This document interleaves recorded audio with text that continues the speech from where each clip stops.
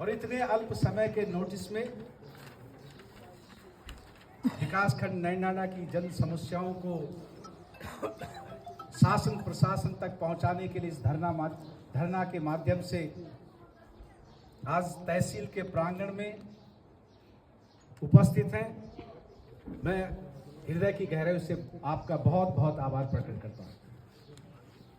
जिस तरह से आदरणीय पत्रकार बंधु पूछ रहे थे कि आखिर हमें इस धरने की आवश्यकता क्यों पड़ रही है, इस धरने की आवश्यकता क्यों पड़ी, इतनी तपती धूप में आप अपने व्यस्ततम कार्य को छोड़ करके यहाँ क्यों आए हैं। और वो हम इसलिए आए हैं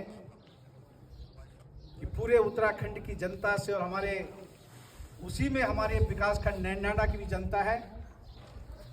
इस सरकार ने वायदा किया था कि आप हमें डबल इंजन की सरकार दे, हम डबल इंजन की सरकार में वो सारी सुविधाएं देंगे जो इससे पहले कभी नहीं मिली थी। आज डबल नहीं ट्रिपल इंजन की सरकार, ब्लॉक में भी इनकी सरकार, राज्य में भी इनकी सरकार और केंद्र में भी इनकी सरकार।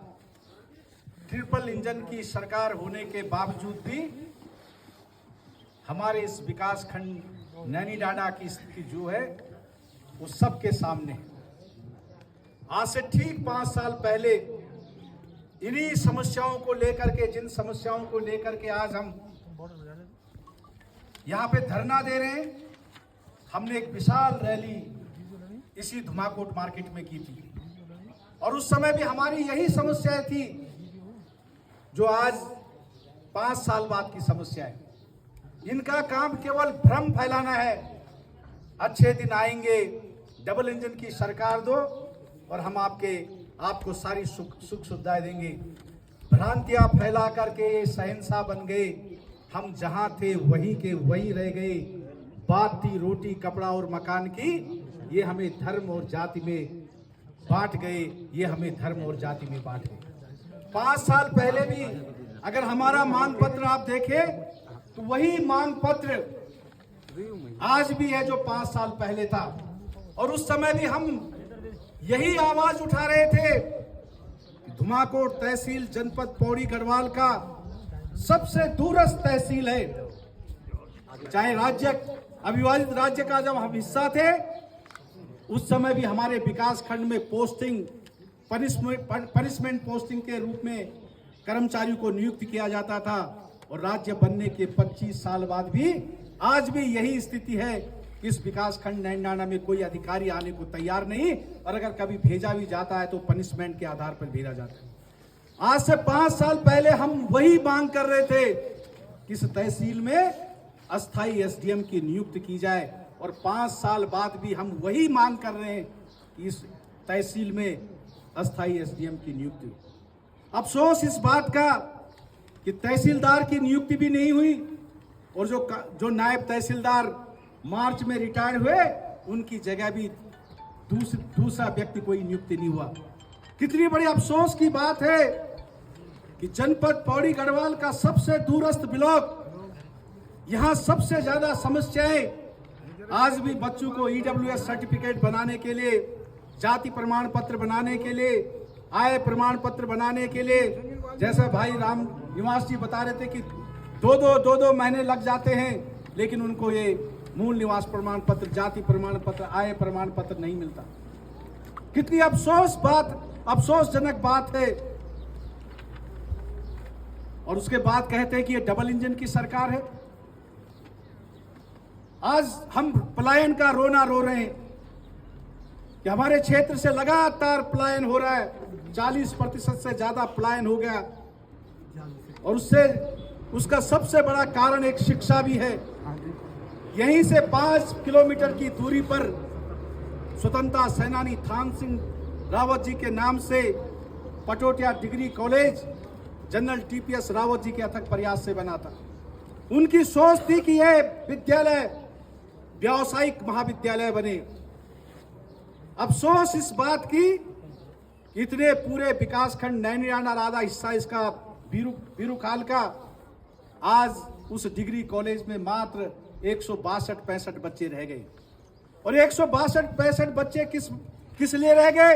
उसके पीछे केवल और केवल कारण है कि पिछले 7-8 साल से वहां के छात्र संघ, उनके अभिभावक सरकार से लगातार मांग कर रहे हैं, मुख्यमंत्री से मांग कर चुके हैं, उच्च शिक्षा मंत्री से मांग कर चुके हैं, क्षेत्रीय विधायक से मांग कर चुके हैं कि उसमें पीजी क्लासेस शुरू की जाए।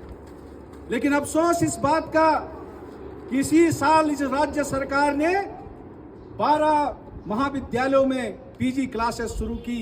लेकिन अफसोस हम इतने अभागे लोग हैं कि हमारे जनपद का सबसे दूरस्थ डिग्री कॉलेज, चाहे नैनीडांडा हो चाहे रिखणीखाल हो, यहाँ के लोग लगातार मांग कर रहे हैं कि पीजी क्लासेस शुरू की जाए, लेकिन वो पीजी क्लासेस शुरू नहीं की जा रही। और क्योंकि गार्जियन भी ये सोचते हैं कि अगर हमने अपने बच्चों को मास्टर की डिग्री करानी हो, एमए एमएससी करानी हो, तो हम क्यों नहीं उन बच्चों को वहां भेजे जहां वो मास्टर की डिग्री ले सके, वो पीजी की डिग्री ले सके। एक बीएड कॉलेज में वहां एडमिशन हुए थे और अफसोस इस बात का कि आने वाले समय में वो बीएड कॉलेज भी बीएड क्लासेस भी बंद होने के कगार पे हैं। जब शुरू में बीएड कॉलेज खुला था उसमें 100 सीटें थी और उन 100 सीटों में पूरे उत्तराखंड के जगह जगह जिलों से वहां बच्चे पढ़ने के लिए आते थे। एक हमारे क्षेत्र में एक शैक्षिक वातावरण बना था और शैक्षिक वातावरण के साथ साथ हमारे क्षेत्र की आर्थिक स्थिति भी सुधरी थी। किसी ने अपने उन बच्चों को किराए पे कमरे दिए थे। वहां बच्चों ने कोई दूध लेता था, कोई सब्जी लेता था, कोई लोकल मार्केट से कुछ चीज खरीदता। अगर 5-5 हजार रुपए भी वो महीने का खर्च करते हैं तो उससे हमारी आर्थिकी सुधरती थी। लेकिन अफसोस इस सरकार की गलत नीतियों के कारण आज वो बीएड क्लासेस भी जो है बंद होने के कगार पे है। हमारे यहाँ पानी की समस्या विकट रूप देखती जा रही है। अभी मैं परसों फेसबुक माध्यम से देख रहा था डुंगरी में, वहां के लोग लगातार फेसबुक के माध्यम से और सोशल मीडिया के माध्यम से सीएम शिकायत प्रकोष्ठ पर शिकायत कर रहे थे कि हमारे यहाँ पिछले 2 महीने से पानी नहीं आ रहा। यही हाल हमारे पूरे विकास खंड नैनीडांडा का है। लेकिन अफसोस कि सरकार के नुमाइंदे विधायक इनकी ओर कोई ध्यान नहीं दे रहे। तो हमारे पास क्या है कि सोई हुई है राज्य व्यवस्था, इसके मुंह पे पानी मारो, खून इनका बर्फ बना है, कोई तो इसको पिघलाओ, कोई तो इसको पिघलाओ। इनका खून जो है बर्फ बन चुका है, वो किसी की सुनने वाले नहीं है। और वो सुने भी क्यों?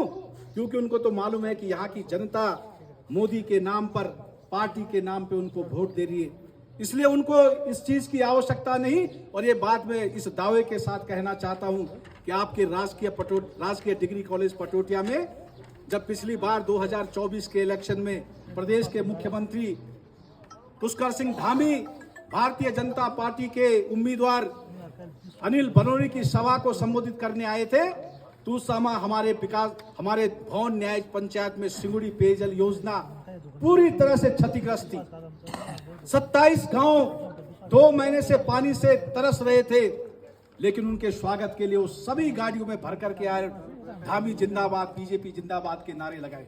मैंने उस समय भी अपील की थी उनसे कि आप धामी जिंदाबाद जरूर लगाए, लेकिन उससे कहे कि पिछले 2 महीने से यहाँ के एक एक गांव वासी पानी के लिए तरस रहे, पानी की व्यवस्था कीजिए। लेकिन किसी ने हमारी बात सुनी नहीं। और जब बैलेट बॉक्स खुले तो उसके बाद लाखों वोटों से फिर भारतीय जनता पार्टी के उम्मीदवार, इसलिए उनको किसी चीज की परवाह नहीं।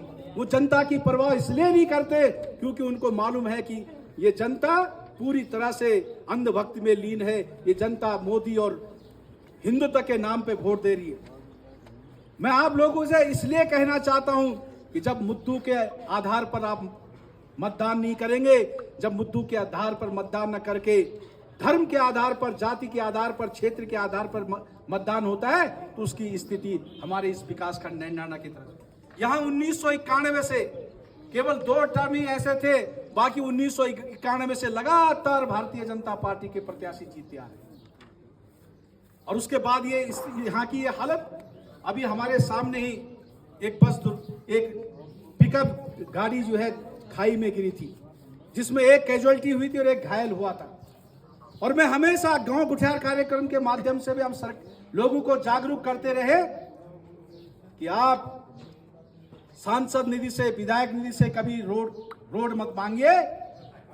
अगर मांगनी है रोड तो जिला योजना से मांगिए, राज्य योजना से मांगिए, प्रधानमंत्री ग्राम सड़क योजना से मांगिए, क्योंकि विधायक निधि में भ्रष्टाचार होता है, सांसद निधि में भ्रष्टाचार होता है। न तो उसमें रोड का अलाइनमेंट होता है, न उसमें रिटेनिंग वॉल होती है, न उसका अलाइनमेंट सही होता है, न वो ARTO से अप्रूव होती है, न वो PWD को ट्रांसफर हो सकती है। फिर बरसात आती है, फिर मलबा आ जाता है और फिर अगले बार जो है विधायक निधि से उस रोड को साफ करो। और ईश्वर न करे अगर कोई दुर्घटना हो जाए तो उसमें मुआवजा भी नहीं मिलता। लेकिन आप देख रहे होंगे कि जगह जगह विधायक निधि से 6 लाख रुपए स्वीकृत हुआ, 2 लाख JCB लगा करके वहां तक रोड पहुंचा दी। ये नहीं कि वो रोड अगली बरसात तक रहती है, नहीं रहती, भारी भ्रष्टाचार। और उसके बावजूद हम लोग सब फिर हमारे यहाँ रोड आनी चाहिए, लेकिन किसके माध्यम से? विधायक निधि के माध्यम से। ये विधायक निधि उनका कमाने का जरिया बन चुकी है। और मैं ये बात इसलिए भी रखना चाहता हूं कि पहले कांग्रेस के शासनकाल में भी जब रोडों के टेंडर होते तो उसमें बड़ी पारदर्शिता होती थी, सभी को काम मिलता था। आज स्थिति ये होगी, ये भारतीय जनता पार्टी का ठेकेदार है तो उसी को काम मिलेगा, और ये दूसरी पार्टी का ठेकेदार है तो उसको काम नहीं मिलेगा। इस तरह का भेदभाव भी इस सरकार के दौरान हुआ है। आज स्थानीय लोगों को ठेके नहीं मिल रहे, चाहे NH का काम हो, चाहे प्रधानमंत्री ग्राम सड़क योजना का काम हो, वो ठेकेदार कोई दिल्ली से आ रहा, कोई गाजियाबाद से आ रहा, कोई मेरठ से आ रहा, कोई फरीदाबाद से आ रहा। स्थानीय लोगों को अपने छोटे छोटे ठेके नहीं मिल रहे। और यहाँ भ्रष्टाचार का तो इतना बोलबाला है, चाहे ब्लॉक में हो, चाहे जिला पंचायत में 45% कमीशन तक बढ़ चुकी है। जल जीवन मिशन में वही हाल है। और उसके बावजूद भी बड़ी बेशर्मी से कहते हैं कि हमारी सरकार जीरो टॉलरेंस की सरकार है। आप देखिए हमारे यहाँ सब डिवीजन था PWD का, किस तरह से यहाँ के सब डिवीजन को यहाँ से उठा करके दूसरी जगह ले जाया गया, लेकिन उसके बावजूद भी हमारी जनता ने कोई विरोध नहीं किया। मुझे याद है जब हम विनोद पटवाल जी का सेवानिवृत्ति पार्टी थी तो उन्होंने कहा था कि 2003 में यहाँ भूमि संरक्षण कार्यालय के लिए हमने जनरल TPS रावत जी से अनुरोध किया था, और वो यहाँ भूमि संरक्षण का कार्यालय आए थे। कम से कम 20-25 लोग यहाँ रोजगार पा रहे हैं। अगर यहाँ भूमि संरक्षण के कार्य में इतने लोग काम करते हैं तो इस बाजार की आर्थिक स्थिति भी सुधरती है। और इन सरकारों ने ऑफिस लाने के बजाय जो अदाली खाल में सब डिवीजन था उसको भी ट्रांसफर यहाँ से करवा दिया। सौर ऊर्जा अदाली खाल से जो सौर ऊर्जा का स्थानांतरण जड़ाव खाल से, जो कि सबसे आप ये देखिए कि इन 13-14 साल के शासनकाल में एक भी ऐसा कोई काम विधायक के कारण नहीं हुआ जिसको हम कह सकते कि ये राज्य स्तर की योजना है। स्वास्थ्य का हाल देखिए, हर कोई उत्तराखंड की भौगोलिक स्थिति को देखते हुए, यहाँ की प्राकृतिक सुंदरता को देखते हुए, यहाँ की आबो हवा को देखते हुए, रिटायरमेंट के बाद जो हमारे यहाँ के लोग दिल्ली, फरीदाबाद, NCR क्षेत्र में, वो चाहते हैं कि हम रिटायरमेंट के बाद अपना जीवन उत्तराखंड में बिताए, अपने गांव में बिताए। लेकिन आप जान दो कि 60 साल के बाद ही बीमारियां शुरू होती है, मेडिकल चेकअप। और उनके सामने सबसे बड़ी प्रॉब्लम ये थी कि आप गांव में तो वो रहना चाहते हैं, लेकिन उनके जो हेल्थ सेक्टर हमारे इस विकास खंड नैनाना का, चाहे कम्युनिटी हेल्थ सेंटर हो और चाहे प्राइमरी हेल्थ सेंटर हो, जो MBBS डॉक्टर भी ना, तो वो केवल एक मुंडरा दवे दी मई और एक बुखारा दवे दी मई। वो तो ही पता नहीं कि अगर टाइफाइड है तो जब तक ब्लड टेस्ट नहीं होगा तब तक उसको पता नहीं लगेगा इसको टाइफाइड है। तो यहाँ की MBBS डॉक्टर जो स्पेशलिस्ट है उसका यहाँ रहना न रहना वो बेकार। वो तो बोल में गिजन जो बंगाली डॉक्टर के या जो RMP के ऊँग भी हुई काम से जो एक MBBS डॉक्टर का काम। आज भी हमें जो है एक्सरे मशीन ले रही, एक एक्सरे मशीन आपके नैनाना वो कम्युनिटी हेल्थ सेंटर में वही पर जंक लग गया, चारों जो कंडम करके। अब दूसरी जो 2-3 कोरोना काल में दूसरी एक्सरे मशीन आई है, वही पर भी जो जंक लगन वाल और एक दिन बोलने ये भी आउट ऑफ डेट हो गया, इसको भी जो है कंडम करो, ये जो कबाड़ा करो। तो ये स्थिति जो हमारे यहाँ स्वास्थ्य की, ये इन लगातार बिंदुओं को लेकर के जो ये समस्या आज सब लबर माध्यम से रखी। वे त सरकार त जगाना बानु जो छ हामीले यो धरना